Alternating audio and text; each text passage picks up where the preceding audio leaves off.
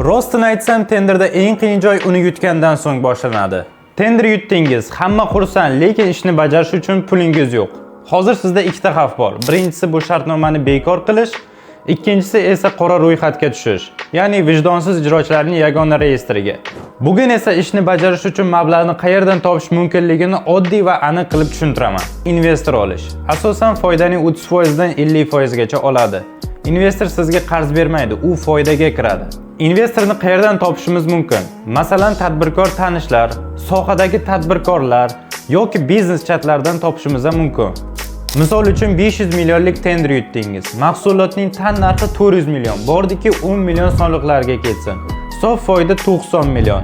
45 million sizniki, 45 million investorniki. Siz bank yoki faktoring kompaniya. Faktoring bu siz tenderni yutdingiz, ishlarni bajardingiz yoki bajaryapsiz.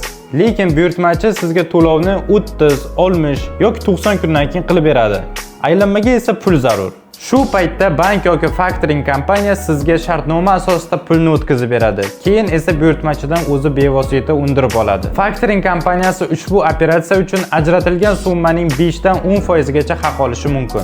Rejasiz qilingan ish ertaga sizni qarzga olib kiradi. Like bosing va bu videoni tenderni endi boshlagan do'stingizga yuborib qo'ying.